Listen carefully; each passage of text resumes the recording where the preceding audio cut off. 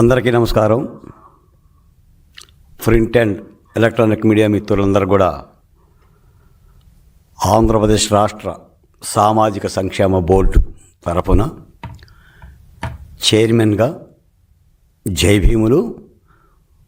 అందరికీ నమస్కారాలు. మిత్రులారా,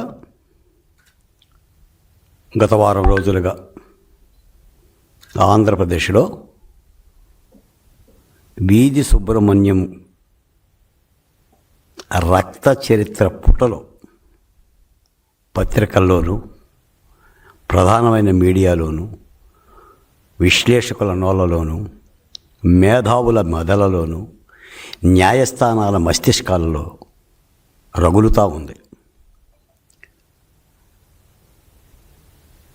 ఎమ్మెల్సీ అనంతబాబు చేసిన ఒక దారుణమైన హత్య మరియు డోర్ డెలివరీ, ఈ సంఘటన మీద పుంఖానుగా కథనాలు వస్తున్నాయి. అయినా సరే అటు అనంతబాబు కానీ, అనంతబాబు ఉన్న వైకాపా పార్టీ అధ్యక్షుడు వైఎస్ జగన్మోహన్ రెడ్డి గారు కానీ కించిత్తు చెలించటంలా అదేదో ఈ రాష్ట్రానికి సంబంధించిన సంఘటనే కాదన్నట్టుగా డ్రైవర్ వీధి సుబ్రహ్మణ్యాన్ని ఎవరో హత్య చేయలేదన్నట్టుగా, ఎమ్మెల్సీ అనంతబాబు ఒక శుద్ధపోస అన్నట్టుగా, జగన్మోహన్ రెడ్డి గారు తాడేపల్లిలో ఉన్నాడో, యలహంక ప్యాలెస్లో ఉన్నాడో, లోటస్ బాండ్లో ఉన్నాడో నాకు తెలియదు, కానీ సేదతీరి నిద్రపోతున్నాడు. రాష్ట్రమంతా ఇంత పరమ కిరాతకమైన హత్య చేసిన ఒక ఎమ్మెల్సీని శాసనమండలికి ఎలా పంపిస్తావు జగన్మోహన్ రెడ్డి? ఏ హక్కు ఉంది అని ప్రశ్నిస్తుంటే ఆ ప్రశ్నకు వైసీపీ పార్టీ నుంచి సమాధానం లేదు. ఈ అంశాన్ని మీ ద్వారా రాష్ట్ర ప్రజలకి తెలియజేయటం కోసం మీ ముందుకు వచ్చాను. మిత్రులారా, మనందరికీ తెలిసిన ఒక కథ ఒకటి ఉంది. మహాభారతంలో ఏకచక్రపురం అనే ఒక ఊరు ఉండేది. ఆ ఊరి పొలిమేరల్లో బకాసురుడు అనే ఒక రాక్షసుడు ఉండేవాడు. వాడికి పని ఏంటంటే ఊరి జనులను భయపెట్టి వాళ్ళని చంపుకొని తినటమే. వాడి భయానికి పైపడిపోయి ఊరంతా, అయ్యా బకాసుర, ఊరి మీద పడిపోయి ఇలా జనాన్నంతా చంపేస్తే ఎలా అయ్యా అని ప్రాధేయపడితే వాడు ఒక షరతు పెట్టాడు. నాకు బండెడు అన్నం, 2 దున్నపోతులు, ఇంటికి ఒక మనిషిని పంపించండి, ఊళ్ళోకి రాకుండా ఊరు బయట ఆరగిస్తాను అని. ఊరంతా కూడా బాధపడ్డా చేసేదేం లేక అలాగేనని బకాసురుడి యొక్క షరతుకు అంగీకరించి ప్రతిరోజు ఒక బండెడు అన్నం తయారు చేసి, 2 దున్నపోతులు తయారు చేసి ఇంటికి ఒక మనిషిని చొప్పున ఆహారంగా పంపేవాళ్ళు. బకాసురుడు ఆరగించేవాడు. ఇలా జరుగుతున్న క్రమంలో కొన్ని రోజులు జరిగినాక ఆ ఊరికి అరణ్యవాసం చేస్తున్న పాండవులు వచ్చారు. కుంతీదేవి బిడ్డలను వెంట పెట్టుకొని ఈ ఏకచక్రపురంలో 4 రోజులు ఉందామని వచ్చారు. ఆ వచ్చిన రోజునే ఒక బ్రాహ్మణ కుటుంబంలో ఉన్న ఒక పిల్లాడు తల్లిదండ్రులు ఏడుస్తున్నారు. అప్పుడు కుంతీదేవి చూసి, ఏంటమ్మా మీకు వచ్చిన బాధ అంటే, వాళ్ళు చెప్తారమ్మా, మా ఊరిలో బకాసురుడు ఒక రాక్షసుడు ఉన్నాడు, ఇవాళ నా బిడ్డను ఆహారంగా పంపించాలి, లేక కలిగిన నా సంతానం, అందుకని ఈ బాధ నుంచి ఏం చేయాలో అర్థం కాక ఇలా ఉన్నామని అంటే, అప్పుడు కుంతీదేవి అంటుంది, బాధపడమాకండమ్మా, నాకు 5 బిడ్డలు ఉన్నారు, నా 5 బిడ్డలు ఒక బిడ్డను నేను పంపిస్తాను, ఒకవేళ నా బిడ్డ చనిపోయినా ఇంకా 4 బిడ్డలు నాకు ఉంటారు, మీరు ధైర్యంగా ఉండండి అని భీమసేనుని పంపుతుంది. తర్వాత కథ అంతా మీకు తెలుసు. భీమసేనుని యొక్క గదాఘాతాలకు బకాసురుడు నేలమట్టం అవ్వటం, ఊరికి పేడ వలగటం. నేను జగన్మోహన్ రెడ్డి గారిని సూటిగా ప్రశ్నిస్తున్నా, నీ 5 ఏళ్ల పరిపాలన బకాసురుడి కథ కాదా జగన్మోహన్ రెడ్డి గారు? చెప్పండి.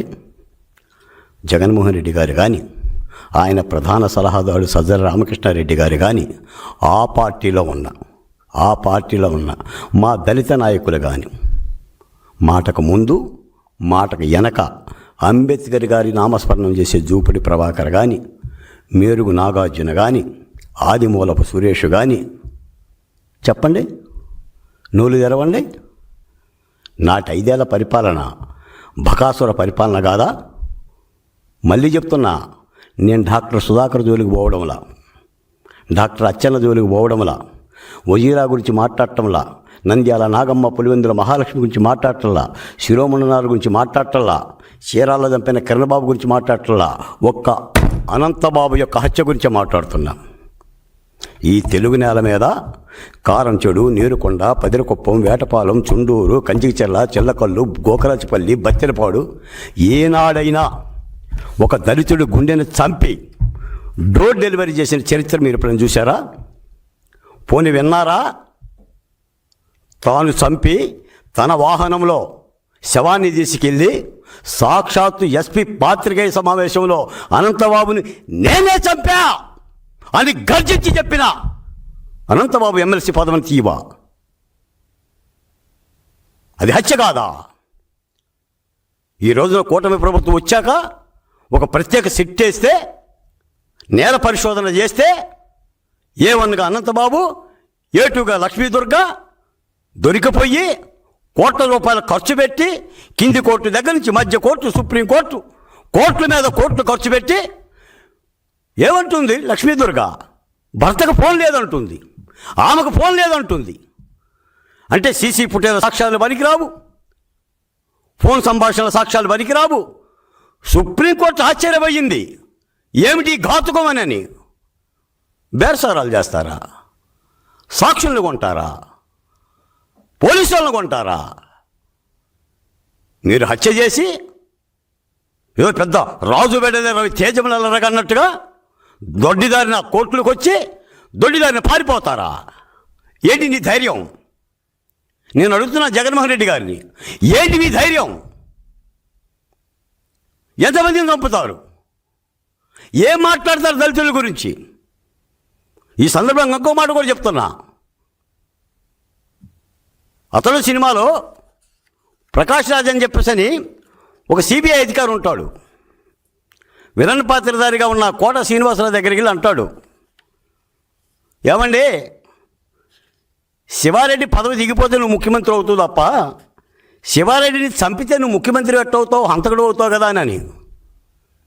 వివేకానందరెడ్డిని హత్య చేస్తే, ఆ హత్యను చంద్రబాబు నాయుడు గారి మీద నెపవేస్తే, నీ పత్రికల్లో చంద్రబాబు నాయుడు గారి చేతికి కత్తిచ్చి నిలువెత్తు ఫోటో వేసుకుంటే నువ్వు ముఖ్యమంత్రి అయితే అవ్వచ్చు. ఆ నింద చేత ప్రజలను నమ్మిస్తే నమ్మించవచ్చు. కానీ సుబ్రహ్మణ్యాన్ని చంపితే ముఖ్యమంత్రి ఎట్టవుతావు జగన్మోహన్ రెడ్డి? ఒక దళితుని చంపితే ముఖ్యమంత్రి ఎట్టవుతావు? దిగిపోతావు, దిగిపోయావు. దళితుడి రక్త చరిత్ర, దళితుడి రక్తపు మరకలు అంటిన తర్వాత ప్రభుత్వాలు కూలిపోతాయి. ఈ జ్ఞానం కూడా తెలియదా? నీ పత్రికలో దుర్మార్గంగా ప్రతిరోజు చూడండి, సుబ్రహ్మణ్యం హత్య కేసులో సాక్షుల్ని చంపాలని చూస్తున్నారా? ఇవి నిజమైన పత్రికా కథనాలు. ఎంతమంది సాక్షులకు డబ్బులు ఎరవేశారో ఇవి విచారణ సంస్థలు మాట్లాడుతున్న విచారణ సంస్థలు. తెలుగుదేశం పార్టీ మాట్లాడుతుంది కాదు, జనసేన మాట్లాడుతుంది కాదు, భారతీయ జనతా పార్టీ మాట్లాడుతుంది కాదు. ఒక సిట్టి విచారణ సంస్థ ఎంతమందికి ఎరవేశారు, ఎన్ని లక్షలు ఇచ్చారు? జాడలేని అనంతబాబు అరెస్టు. నీ దిక్కుమాలిన మీడియాలో అనంతబాబు అని అక్షరం ఉండదు. నీదొక పాత్రికేయం 16 పేజీలు పెట్టుకుంటే అనంతబాబు అరెస్టు వార్త, ఒక సాధారణమైన వార్త. ఒక దళితుడి గురించి వీధి సుబ్రహ్మణ్యం పేరు ఉండదు ఇందులో. ఆ పేరు కూడా ఇందులో రాయాలంటే వణుక. మీరు పాత్రికేయం గురించి మాట్లాడతారు, మీడియాలో డిబేట్లు పెడతారు, చంద్రబాబు నాయుడు గారిని విమర్శిస్తారు. ఏంటి దుర్మార్గం? ఈ రోజున ఇదిగోండి నా దళిత బిడ్డ, అభంశుభమీది తెలియని ఒక దళిత బిడ్డ, డ్రైవర్ సుబ్రహ్మణ్యం చనిపోయేటప్పుడు ఇతని భార్య కడుపుతో ఉంది, నిండు చోళాలు, హత్య చేసి శవాన్ని డోరులో పంపించారు. ఇదిగోండి హత్యా నిందితుడు. ఈ రోజున హత్య చేసి భార్యను కాపాడుకుంటూ సాక్షులను బెదిరించి ఇన్ని వ్యవహారాలు చేస్తున్నారు అని అంటే అసలు అనంతబాబు యొక్క నేర సామ్రాజ్య విస్తరణ ఎంత? ఈయన లోపరుచుకున్న ఎమ్మెల్యేలు ఎంతమంది, ఎంపీటీసీలు ఎంతమంది, జడ్పీటీసీలు ఎంతమంది, మహిళలు ఎంతమంది? ఇతగాడు తండ్రి చక్రధర్రావు ఇలాంటి పాపిష్టి పనులు చేస్తేనే నక్సలైట్లు ప్రజాకోర్టు పెట్టి లేపేశారు. అయినా బుద్ధి రాలా. ఒక నక్సలైట్లు ప్రజాకోర్టు పెట్టి ప్రజా సమక్షంలో, గిరిజనుల సమక్షంలో లేపేశారంటే ఎన్ని పాపిష్టి పనులు చేశాడు, ఎన్ని తాలిబట్లు తెంచాడు, ఎన్ని మానభంగాలు చేశాడు. ఒక సుబ్రహ్మణ్యాన్ని హత్య చేసి డోర్ డెలివరీ చేశావా? ఇంకా ఎన్ని శవాలను డోర్ డెలివరీ చేశావు? దీని మీద విచారణ చేయాల్సిన అవసరం ఉంది. ఈ రోజున మాలాంటి సోషల్ వెల్ఫేర్ బోర్డు నా రాష్ట్ర ముఖ్యమంత్రి చంద్రబాబు నాయుడు గారిని కోరేది కూడా అదే. ఈయన ఆదాయం ఎంత, ఈయన రంగురాల సంపాదన ఎంత, ఈయన గంజాయి వ్యాపారం ఎంత, ఈయన నేర సామ్రాజ్య విస్తరణ ఎంత?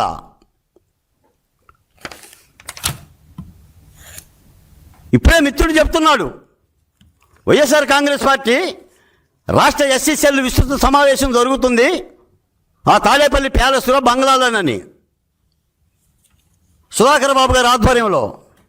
ఏం సుధాకర్ బాబు గారు, ఓ తీర్మానం చేయండి. మీరు దళిత బిడ్డలే కదా, దళితుల హక్కుల కోసం వచ్చారు కదా, చెయ్యండి తీర్మానం. జగన్మోహన్ రెడ్డి పంపండి తక్షణం. ఎమ్మెల్సీ అనంతబాబు పదవిని ఓడబెట్టండి, పార్టీ నుంచి సస్పెండ్ చేయండి. మోషే గారికి రాయండి, శాసనమండలి చైర్మన్కి. ఎవరు కాపాడుతారు? రంగురంగు కండువాలు తప్పుకుంటే సరిపోయిందా? మీరు మంత్రులయ్యి, మాజీ మంత్రులయ్యి అంబేద్కర్ యొక్క నామస్మరణ చేస్తూ ఏం మాట్లాడతారు మీరు? తెలుగుదేశం పార్టీని కానీ చంద్రబాబు నాయుడు గారిని కానీ. ఇంత ఘాతుకం ఏనాడని తెలుగుగడ్డ మీద మీరు చూశారా? మీకు తెలుసు, ఈ రాష్ట్రంలో బొజ్జ తారకం దగ్గర నుంచి కత్తి పద్మారావు వరకు, శివసాగర్ వరకు అలలు తలలో దించావు. సముద్రం ఒక మోకాల దగ్గర మరొకదని గర్జించి దళిత హక్కుల కోసం పోరాడిన తెలుగు నేల ఇది. ఒక హంతకుడిని వెనకేసుకొని వచ్చి ఇప్పటికీ మీరు ఎమ్మెల్సీ పదవి తీయకపోతే అక్కడ ఎస్ఐలు, డిఎస్పీలు, కానిస్టేబుళ్ళు అనంతబాబుకు సలాం కొట్టాలా? విచారణ సంస్థలు ఎలా ముందుకు పోతాయి? ఇంత దుర్మార్గంగా మీరు వెనకేసుకొని వచ్చి మళ్ళీ కూటమి ప్రభుత్వం కక్ష దాలుస్తుంది, మా మీద పగబడుతుంది, సోషల్ మీడియాలో పోస్టులు పెడితే అరెస్టులు చేస్తుంది.